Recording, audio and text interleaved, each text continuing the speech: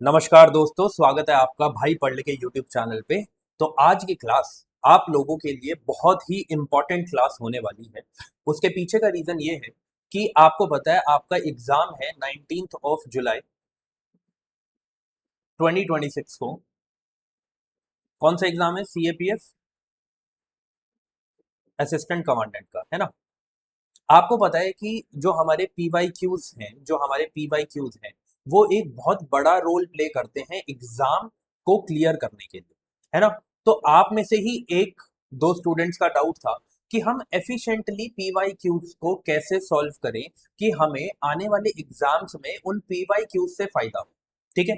अब एक दो स्टूडेंट्स का डाउट है, इसका मतलब नहीं है कि और किसी का नहीं होगा। जो मुझे रीच कर पाए उन्होंने मुझसे क्वेश्चन पूछा, तो हो सकता है कि आप में से बहुत सारे लोगों का ये डाउट हो, इसलिए मैंने इस क्लास को बनाया।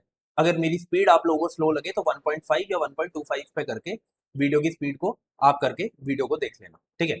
अब स्टार्ट करते हैं इस सेशन को। सबसे पहले हम देखते हैं कि क्यों हमारे लिए पीवाईक्यूज को करना इंपॉर्टेंट है। देखो, आपको पता है कि कुछ थीम्स कुछ कीवर्ड्स इतने इंपॉर्टेंट हैं कि उन्हें आप एग्जाम में छोड़ के ही नहीं जा सकते। क्यों? क्योंकि इन कीवर्ड से, इन थीम से बार बार क्वेश्चन पूछे जाते हैं। तो उन थीम्स को पकड़ने के लिए, उन कीवर्ड्स को पकड़ने के लिए आपको पीवाईक्यूज को करना जरूरी है, ठीक है। आपको सिर्फ ये एक्सपेक्ट नहीं करना कि ये पर्टिकुलर क्वेश्चन आया है और ये फिर से आएगा इसीलिए मैं इसे पढ़ रहा हूं। अगर आप इस एक्सपेक्टेशन के साथ पीवाईक्यूज को करेंगे तो आप एक बहुत बड़ा जो चंक है अपने रिवीजन का वो आप मिस कर देंगे। क्योंकि आपको किस लिए पढ़ना है पीवाईक्यूज को? आपको इसलिए पढ़ना है कि आप क्या करें, आप उनके कीवर्ड्स को ढूंढें, आप उसकी इंपॉर्टेंट थीम्स को ढूंढें। अभी मैं आगे एग्जांपल करवाऊंगा, ठीक है। उस एग्जांपल की हेल्प से मैं आपको बताऊंगा कि किस तरीके से आपको चीजों को ढूंढना, ठीक है। वैसे ही साथ आपको जब मैं एग्जांपल समझाऊंगा तो ये बात मैं आपको बताऊंगा कि कैसे आप इंपॉर्टेंट टॉपिक्स को आइडेंटिफाई कर सकते हैं, ठीक है। क्योंकि आपको पता है, मैंने जैसे आपको बताया, कुछ थीम्स ऐसी है, कुछ कीवर्ड्स ऐसे हैं जो बार बार रिपीट हो रहे हैं, ठीक है। तो उन थीम्स को, उन कीवर्ड्स को आपको पढ़ के ही जाना पड़ेगा, ठीक है।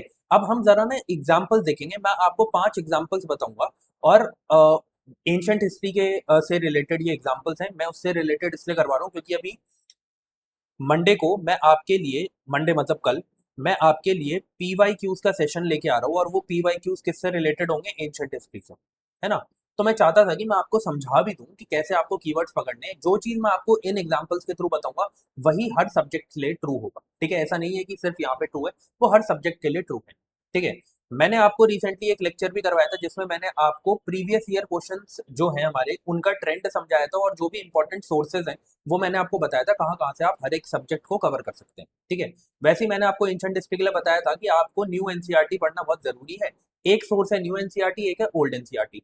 अभी आप देखेंगे जब मैं आपको ये एंशिएंट हिस्ट्री के पीवाईक्यूज करवाऊंगा मंडे को, तो आपको देखने को मिलेगा 80 से 85% क्वेश्चंस जो थे, जो डुएबल हैं इन 2015 से 2025 तक, वो सारे के सारे न्यू एनसीईआरटी से पूछे गए। और मैंने एंशिएंट हिस्ट्री को कवर किया है, जो न्यू एनसीईआरटी है, themes in Indian history part 1, तो उसको मैंने कवर किया है। उसकी प्लेलिस्ट आपको मिल जाएगी। अगर आप में से कोई भी इस चीज को कवर करना चाहता है तो यहाँ पे जाके कवर कर सकता है, इट इज फ्री। और आप यहाँ पर जाके, मतलब कि आप जब उन लेक्चर्स को देखोगे आपको पता चल जाएगा कि और जब आप इन पीवाईक्यूज को करोगे तो आपको पता चल जाएगा कि एकदम एफिशिएंटली मैंने उन चीजों को ही आपको करवाया है जो कि आपके लिए इंपॉर्टेंट है, ठीक है। आगे बढ़ते हैं। अब देखो, पहला एग्जाम्पल क्या है यहाँ पे। पहला एग्जाम्पल ये है कि यहाँ पर क्वेश्चन पूछा गया, ये एक्चुअल में 2015 का क्वेश्चन है। Which one of the following is believed to be a compilation of songs sung by the women, ठीक है। अब ये क्वेश्चन पूछा गया। अब यहाँ पर आपको इतने सारे एग्जाम्पल दिखे। आपने जब अपनी पढ़ाई करी होगी तो आपने देखा होगा कि आपने एक बहुत इंपॉर्टेंट चीज पढ़ी है बुद्धिज्म में, वो है थेरी गाथा, ठीक है। थेरी गाथा आपने कहाँ पढ़ा? आपने ये पढ़ा कि बुद्धिज्म में जो बहुत ही ज़्यादा मतलब कि आप बोले एल्डर विमेन होती थी, जो बुद्धिस्ट थी, जो एल्डर विमेन होती थी, जो मतलब कि जिसे हम कहते हैं कि जिनको बहुत ज्ञान हो जाता था, उनको बोला जाता था थेरीज, ठीक है। तो अब आपको ये समझ में आया कि उसी थेरी से ये पूछ लिया गया कि थेरी गाथा क्या होता है, ठीक है। तो अब उन्होंने ये डायरेक्टली नहीं पूछा, उन्होंने इस तरीके से आपको, सबसे पहले तो उन्होंने क्या किया, आपको एक हार्ड वर्ड दे दिया आधो से ज्यादा, को इसका मतलब ही नहीं पता होगा, तो वो तो वहीं पर क्वेश्चन को छोड़ के आगे बढ़ गए। बट मैं फिर भी कहूंगा कि आपको क्या करना है, आपको पूरे के पूरे चीजों को अच्छे से पढ़ना है, फिर आपको समझ में आएगा अच्छा एक ऑप्शन तो ऐसा है जो कि हमारे सिलेबस से ही पूछा गया है। बाकी चीजें चाहे आपने पढ़ी हो ना पढ़ी हो, आपको ऋतु शर्मा तो पता होना चाहिए था, समाहरा तो पता होना चाहिए था, but Theri Gatha is very important क्योंकि ये बुद्धिज्म से रिलेटेड है और बुद्धिज्म एक इंपॉर्टेंट कीवर्ड है। तो आपको क्या समझ में आया यहाँ से कि आपको बुद्धिज्म को पढ़ना ही पड़ेगा, आपको बुद्धिज्म को पढ़ना ही पड़ेगा, आप उसे छोड़ नहीं सकते, ठीक है। तो ये चीजें हैं जो बार बार रिपीट होती है, और सिर्फ जो बच्चे सिर्फ ऐसे कर देंगे ना कि बुद्धिज्म को ऊपर ऊपर से पढ़ के चले गए, देखो कुछ नहीं होना उससे, कोई फायदा नहीं होगा। आपको एनसीईआरटीज पढ़नी ही पड़ेगी, एनसीईआरटीज में इंपॉर्टेंट टर्म्स को पढ़ना ही पड़ेगा, एनसीईआरटीज की इंपॉर्टेंट थीम्स को पढ़ना ही पड़ेगा, नहीं तो कुछ नहीं होने वाला, ठीक है। आगे बढ़ते हैं, नेक्स्ट एग्जांपल की तरफ चलते हैं। उससे पहले मैं आपको बता देता हूँ, आपको पता है कि एनवायरनमेंट भी एक इंपॉर्टेंट सेक्शन आपकी एग्जाम का कवर करता है। बहुत बड़ी बुक पढ़ने की जरूरत नहीं है, मैंने यहाँ 9 पार्ट्स में, वो भी छोटे छोटे लेक्चर्स हैं 35 to 45 मिनट्स के, उसमें जितनी भी इंपॉर्टेंट थीम्स हैं वो कवर कर दी है। ये भी आपको यूट्यूब पे मिल जाएगा, नीचे ज्वाइन का ऑप्शन आ रहा होगा, वहाँ आप ज्वाइन करेंगे, 389 रुपीज का कोर्स है। इसमें मैंने सारी चीजें कवर कर दी है, मैंने सिविल सर्विसेज के लिए किया था, बट आपके लिए भी ये इंपॉर्टेंट है क्योंकि एनवायरनमेंट की टर्म्स तो एनवायरनमेंट की टर्म्स ही है, एनवायरनमेंट की थीम्स तो एनवायरनमेंट की थीम्स ही है, वो तो इंपॉर्टेंट रहेंगी चाहे कोई भी एग्जाम, ठीक है। तो आप इसे जाके यहाँ पर कवर कर सकते हैं। आगे बढ़ते हैं नेक्स्ट एग्जाम्पल की तरफ। यहाँ पर देखिए, अब यहाँ पर आपको क्वेश्चन क्या दिखा, आपको यहाँ पे क्वेश्चन दिखा, which of the following statements about the Harappa civilization is are correct. अब आपको एक बात समझ में आई, यहाँ पे एक इंपॉर्टेंट कीवर्ड है हड़प्पा सिविलाइजेशन, ठीक है। अब आपको पता है जब आपने ये चीज देख ली तो आपको हड़प्पा सिविलाइजेशन को रिवाइज करना है। आप इसे देखोगे, ये भी directly question NCERT, new NCERT से पूछा गया है, और वर्ड टू वर्ड सब कुछ सेम है जो आपको टेक्स्ट में देखने को मिला, ठीक है। यहाँ पे लिखा गया, there is the extraordinary uniformity in artifacts as evident in pottery, seals, bricks and weights. अगर आपने एनसीईआरटी पढ़ी है तो आपको पता होगा कि आर्टिफैक्ट्स जो है उसको बहुत अच्छे से कवर किया हुआ है एनसीईआरटी में। तो अब यूपीएससी भी, आपको पता है यूपीएससी की कुछ थीम्स है, कुछ कीवर्ड्स हैं, जैसे वो हड़प्पन सिविलाइजेशन पूछेगा ही पूछेगा एंशिएंट हिस्ट्री में, जैसे वो बुद्धिज्म को पूछेगा ही पूछेगा, वो जैनिज्म को पूछेगा ही पूछेगा, वो महाजनपद से क्वेश्चन बनाएगा ही बनाएगा, ठीक है। जब वो आगे बढ़ोगे आप थोड़ा सा, मतलब कि मैं अगर 10th सेंचुरी तक की बात करूं, 10th 11th सेंचुरी तक की, तो भक्ति मूवमेंट्स आती है, उन्हें वो कवर करेगा ही करेगा, ठीक है। तो इसीलिए यहाँ पे भी देखो हड़प्पन सिविलाइजेशन से क्वेश्चन आया है, आपको इसका आंसर तो पता होना ही चाहिए, ठीक है। बट साथ ही साथ आपको ये समझ में आना चाहिए कि मुझे हड़प्पन सिविलाइजेशन को कवर करना इंपॉर्टेंट है, और उसमें भी जो आर्टिफैक्ट्स हैं उनको मुझे कवर करना इंपॉर्टेंट है। जब यहाँ पे कंस्ट्रक्शन टेक्निक्स की बात करी, मतलब वो आर्किटेक्चर की बात कर रहे हैं, तो आपको पता चल गया इधर से कि मुझे आर्किटेक्चर को भी कवर करना इंपॉर्टेंट है, ठीक है। तो ये चीजें हैं जो आपको समझनी पड़ेगी कि हड़प्पन सिविलाइजेशन पढ़ना है तो आर्टिफैक्ट्स और आर्किटेक्चर को भी कवर करना पड़ेगा, ठीक है।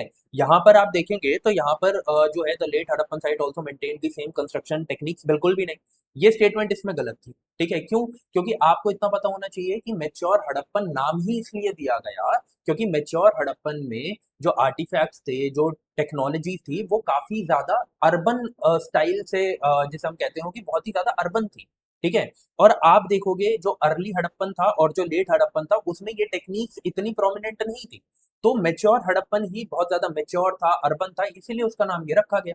तो यहाँ पर आपकी बेसिक साइंस से रिलेटेड वो क्वेश्चन पूछ रहे हैं, तो आपको ये चीजें याद रखनी है कि आपको इस तरीके से हड़प्पन सिविलाइजेशन को कवर करना है, और वो एनसीईआरटी में भली भांति तरीके से दे रखा है। आगे बढ़ते हैं, 3 और एग्जाम्पल बचे हैं, ठीक है, उससे मैं आपको और अच्छे से बताता हूँ। जैसे फिर से देखो, बुद्धिज्म, पीछे हमने देखा बुद्धिज्म पूछा गया, ठीक है, बुद्धिज्म में उधर विमेन वाली सेक्शन से क्वेश्चन पूछा गया, ठीक है। यहाँ पे क्या है, यहाँ पे बोधिसत्ता से पूछा गया।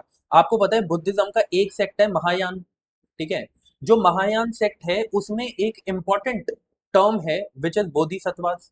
यहाँ जो बोधिसत्वास है वो कैसे अलग अलग हैं जो दूसरा सेक्ट है हीनयान उसके अरहट से, बस इधर ही क्वेश्चन ये बना दिया, ठीक है, यहीं से वो क्वेश्चन बना दिया। ये भी बहुत अच्छी तरीके से एनसीईआरटी में कवर किया गया है, उधर महायान बुद्धिज्म और हीनयान बुद्धिज्म के बारे में बताया गया है। किस तरीके से बोधिसत्तास और अरहट अलग हैं, अगर आप ढंग से पढ़ेंगे तो आपको ये बात समझ में आएगी। ठीक है, तो मैं यही बता रहा हूँ कि आपको ना ये चीज समझनी है। ये क्वेश्चन तो वापस आए ना आए इसकी कोई गारंटी नहीं है, बट यहां से जरूर क्वेश्चन आएगा, इसकी पूरी गारंटी। ठीक है, तो यहाँ पर देखो क्या है, क्वेश्चन में ऐसे ही बोला गया, मैं देखो मैं बता रहा हूँ आपको सिर्फ for the sake of answer, नहीं तो मेन समझने वाली चीज जो थी वो ये थी। ठीक है, यहाँ पर जैसे लिखा हुआ है, they were perceived as deeply compassionate beings who accumulated merit through their efforts. बिल्कुल सही बात है, बोधिसत्तास थे ही वो लोग जो कि मतलब कि जिनके पास ज्ञान तो आ गया था, बट वो अब निर्वाणा को प्राप्त नहीं कर रहे थे, क्योंकि वो बाकी लोगों को भी इस एनलाइटनमेंट के पाथ पे लाना चाहते हैं। ठीक है, वहीं पर यहाँ पे लिखा गया they made attempt to attain nibbana. नहीं यार, ये काम तो अरहट का था। ठीक है, अरहट ऐसा कर रहे थे जो हीनयान बुद्धिज्म से जुड़े हुए थे। तो मैं वही कह रहा हूँ कि दोनों को कंपेयर करके क्वेश्चन पूछते हैं, तो आपको दोनों अच्छे से पता होना चाहिए। मतलब हमें समझ में आए, बुद्धिज्म के सेक्ट्स को भी पढ़ना पड़ेगा, जैसे विमेन वाली सेक्शन को पढ़ा है वैसे ही हमें सेक्ट्स को भी पढ़ना पड़ेगा। ठीक है, तो यहाँ पर जो राइट आंसर होगा, ये वाली स्टेटमेंट गलत हो जाती है। ठीक है, आगे बढ़ते हैं। अब देखो, यहाँ पर मैंने जैसे बताया, भक्ति मूवमेंट से क्वेश्चन आने ही आने। ठीक है, वो कभी आपसे विष्णु मतलब कि जो वैष्णवाइट्स है वहां से क्वेश्चन पूछ लेंगे, कभी शैवाइट से पूछ लेंगे, कभी लिंगायत से पूछ लेंगे, कभी यहाँ पे साउथ इंडिया में मूव करोगे तो साउथ इंडिया से पूछ लेंगे। तो वो कहीं ना कहीं आपसे भक्ति मूवमेंट पूछेंगे ही पूछेंगे, तो आपको इसे कवर करना ही पड़ेगा। ठीक है, ये मैं सिर्फ एग्जाम्पल आपको एंशिएंट हिस्ट्री का बता रहा हूँ, ऐसे ही मैंने सारी चीजें कवर कर दी है पहले ही एक लेक्चर में। वो आपको चैनल में मिल जाएगा, 2-3 वीडियोस पीछे जाएंगे तो आपको वो मिल जाएगा। ठीक है, अब जैसे यहाँ पर ये चीज पूछी गई थी, तो अब आपको पता होना चाहिए ये नल्ला हीरा दिव्य प्रबंधनम क्या है। आपको ये पता होना चाहिए, जब तक आपको ये पता नहीं है तब तक फिर क्या मतलब हुआ, आपने प्रीवियस ईयर क्वेश्चंस को क्या पढ़ा? आपने सिर्फ क्या रट्टा मारने के लिए प्रीवियस ईयर क्वेश्चंस को पढ़ा? ऐसे कुछ नहीं हो पाएगा।